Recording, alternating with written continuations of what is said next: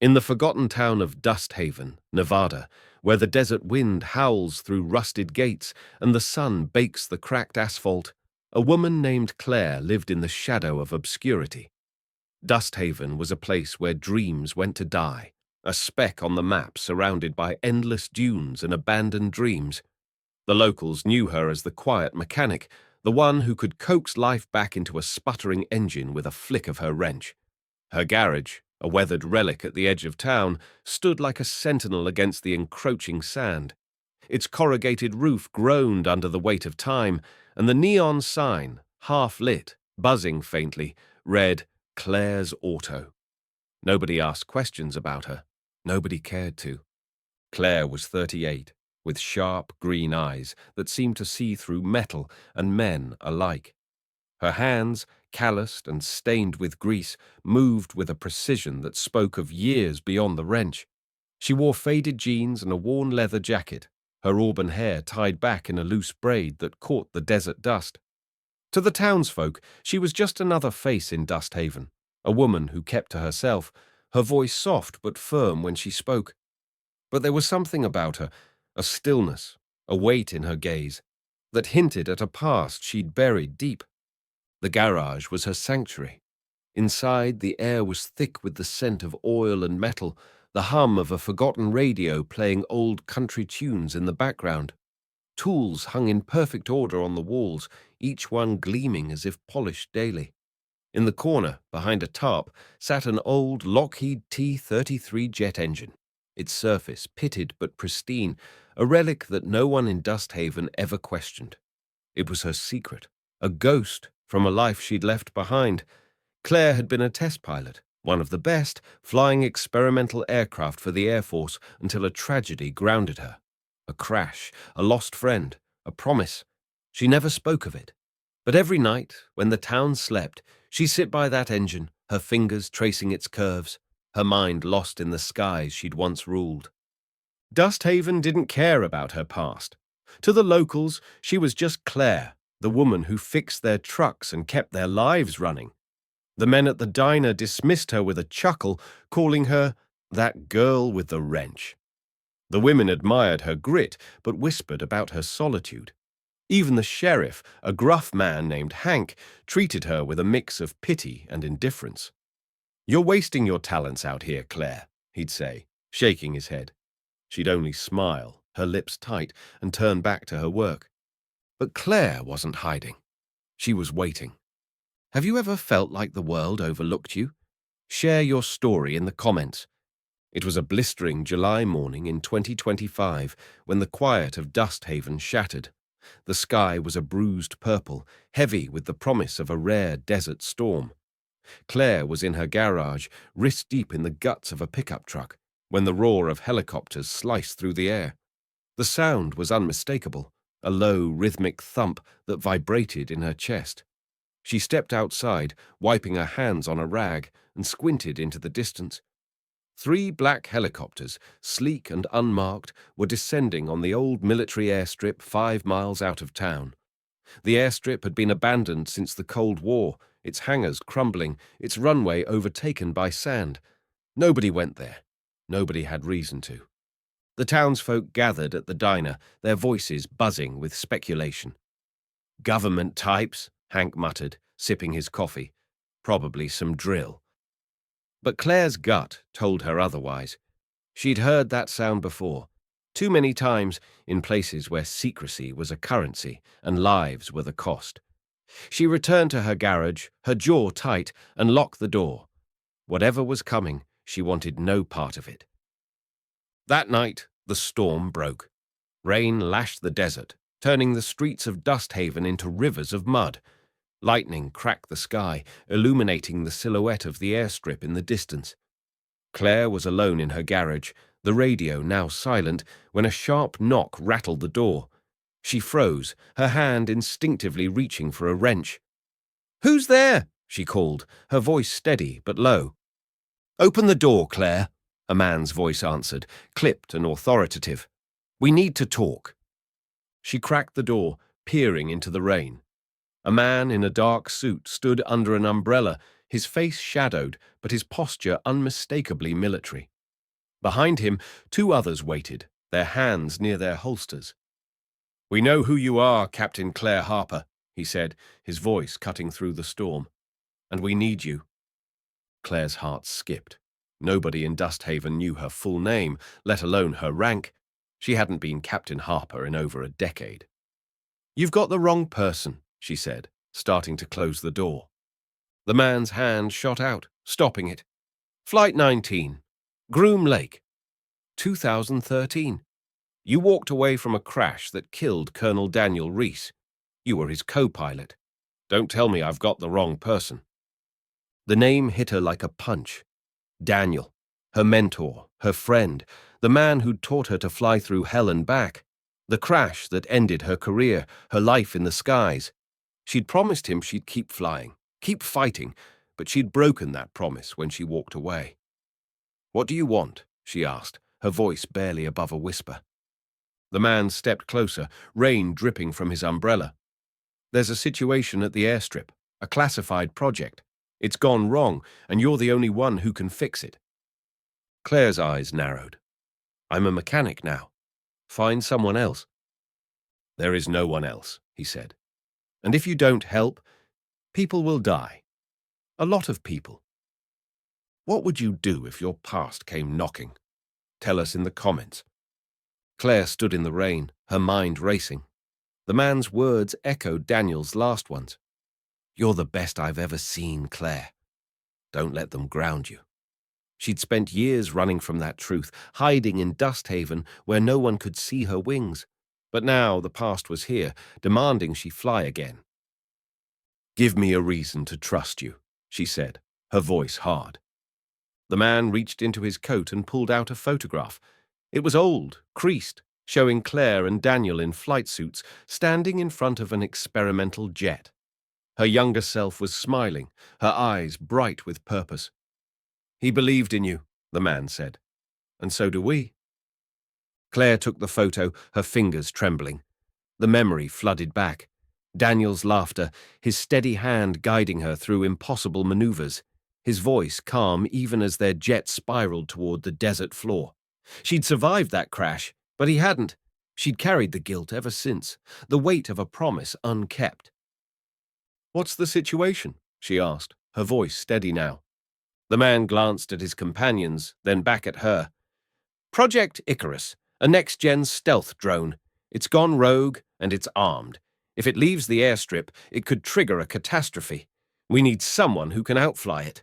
Someone who knows the old T-33 systems it was built on." Claire's eyes flicked to the tarp in the corner of her garage. The T-33 engine. Her engine.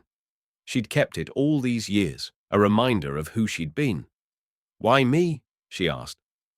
"Because you're the only one who's ever flown against it and lived," he said. "And because you're the only one Daniel Reese trusted."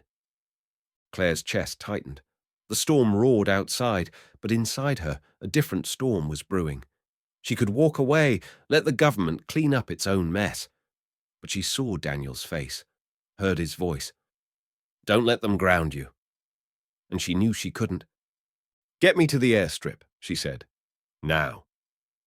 The ride to the airstrip was a blur of rain and tension. Claire sat in the back of a black SUV, the man in the suit, Agent Carter he'd called himself, briefing her in clipped tones. Project Icarus was a DARPA experiment, a drone designed to outmaneuver any human pilot. It had been tested in secret at the airstrip, but a glitch in its AI had turned it hostile. It was now circling the facility, its weapons hot, and the team on the ground couldn't shut it down. Worse, the airstrip was surrounded by a no-fly zone, and any attempt to shoot it down risked triggering its failsafe, a payload that could level half the county. Claire listened, her mind already in the cockpit. She hadn't flown in years, but her hands itched for the controls, her senses sharpening with every word. The SUV pulled up to the airstrip's perimeter, where floodlights cut through the rain, illuminating a scene of chaos. Soldiers in tactical gear scrambled, shouting orders. A command tent stood at the edge of the runway, its canvas flapping in the wind.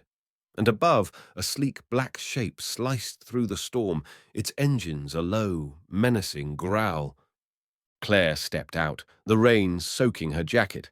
The air smelled of jet fuel and ozone, a scent that pulled her back to a life she'd tried to forget. Carter led her to the tent, where a general, his name tag read Mitchell, stood over a table covered in maps and monitors.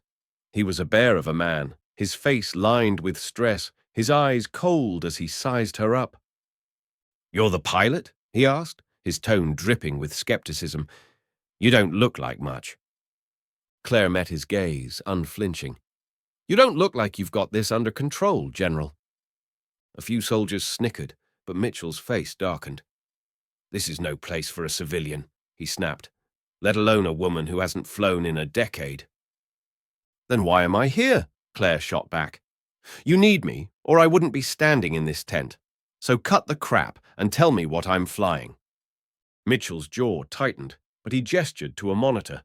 It showed a grainy feed of the drone, sleek, angular, its wings cutting through the rain like a predator's claws.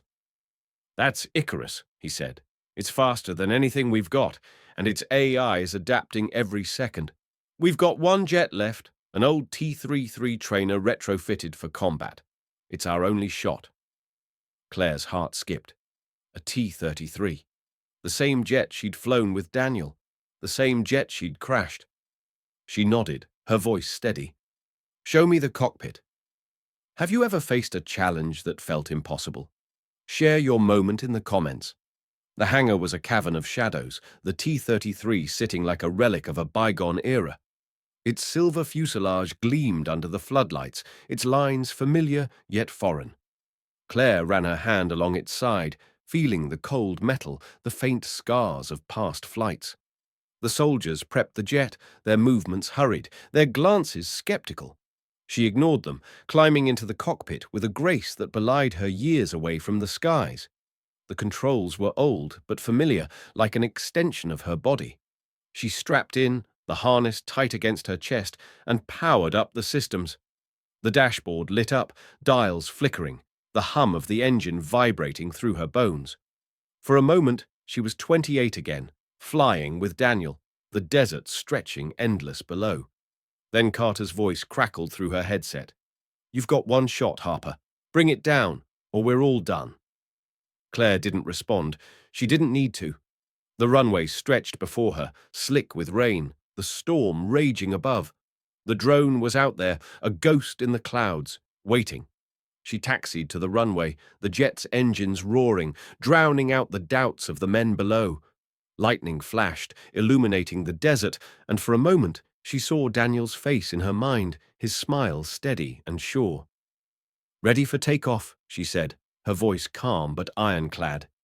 The tower hesitated, then, "Cleared." Claire pushed the throttle forward, and the T-33 surged, the force pinning her to the seat. The runway blurred, the rain a silver curtain, and then she was airborne, climbing into the heart of the storm. The drone was out there, a predator in the dark, and Claire was no longer the quiet mechanic. She was Captain Harper, the woman who'd once outflown death itself. But Icarus was no ordinary foe. Its AI was learning, adapting, and it knew her moves before she made them. The radar pinged, a red dot circling closer. Claire banked hard, the jet groaning under the strain, her eyes scanning the clouds. Then she saw it, a flash of black against the lightning, a shape too fast, too perfect. The chase was on. The drone dove, and Claire followed, her hands steady on the stick. The T-33 was old, outmatched, but she knew its limits, its strengths. She pushed it harder, the desert blurring below, the storm a chaos of wind and rain. The drone fired, a streak of light that missed her wing by inches. She rolled, her heart pounding, her mind razor-sharp. This wasn't just a machine. It was a test, a mirror of her past, her failures, her promise. Can you feel the tension? What would you do in Claire's seat? Share in the comments. The sky was a battlefield, the storm a living beast. Claire weaved through the clouds, the T-33 screaming as she pushed it to its limits. The drone was relentless, its movements precise, almost alive. It banked left, then right, anticipating her every turn. She could hear Carter's voice in her ear, urgent, warning her of the drone's payload, but she tuned him out. This was her fight, her redemption. She remembered Daniel's lessons. Fly smarter, not faster. Use their strength against them. The drone was faster, but it was predictable in its perfection. Claire baited it, climbing high, then diving low, forcing it to follow. The G-forces pressed her into the seat, her vision tunneling, but she held on. The desert below was a blur of sand and shadow, the storm's lightning casting eerie glows across the dunes. Then she saw her chance. The drone looped, its sensors locked on her, but it was too close to the ground. Claire pulled up, hard, the T-33 straining as she climbed. The drone followed, but its turn was too tight, its AI miscalculating for a split second. She fired, a single missile streaking through the rain. It grazed the drone's wing, sending it into a spin. But Icarus wasn't done. It stabilized, its engines flaring, and turned on her with a vengeance. A warning blared in the cockpit. Missile lock. Claire's heart raced, but her hands were steady. She banked right, then left, the missile trailing her like a hound. The desert rushed up, too close, too fast. She could hear Daniel's voice. Trust the jet. Trust yourself. She pulled up at the last second, the missile. Slamming into the ground below, a fireball lighting up the night. The drone was still there, circling, its red eye glowing through the storm. Claire's breath was ragged, her hands slick with sweat, but she wasn't done. Not yet. The radio crackled. Harper, status! Carter's voice was frantic.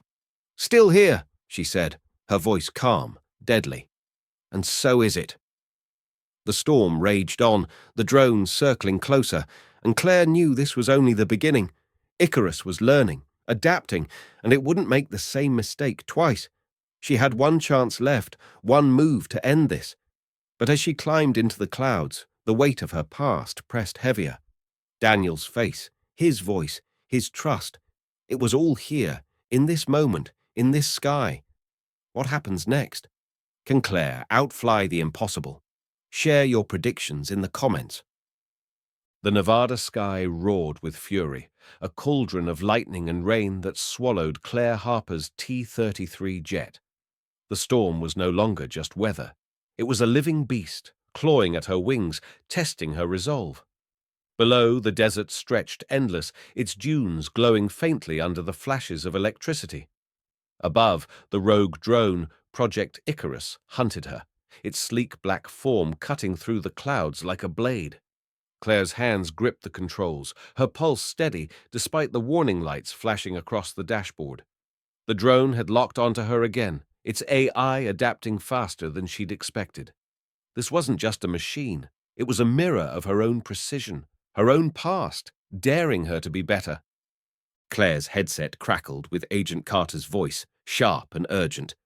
Harper, you've got 30 seconds before it fires again. Get out of its range. No, she said, her voice low, resolute. I'm ending this. She banked hard, the T-33 groaning as the G-forces pressed her into the seat. The drone matched her move, its red sensor eye glowing through the storm. Claire's mind raced, pulling fragments of memory. Daniel Reese's lessons, the crash that haunted her, the promise she'd made. Fly smarter, not faster. The drone was faster, stronger, but it was bound by its programming. Claire wasn't. She was human, flawed, driven by something no AI could replicate. Heart. Have you ever faced a moment where you had to trust yourself completely? Share your story in the comments. Claire dove, the jet screaming as it sliced through the rain. The desert loomed below, a blur of sand and shadow. The drone followed, its engines a low growl that vibrated through the cockpit. She could feel its presence, a predator stalking her through the clouds. The radar pinged, a missile lock. Her heart pounded, but her hands were steady, her eyes scanning the horizon. She remembered Daniel's voice. Use their strength against them. She pulled up, hard, the T-33 climbing into the heart of the storm. Lightning cracked, illuminating the drone's angular form as it mirrored her ascent. Claire's plan was risky, but it was her only shot. She leveled out, then rolled left, baiting Icarus into a tight turn. The drone followed, its AI predicting her path, but Claire wasn't playing by its rules.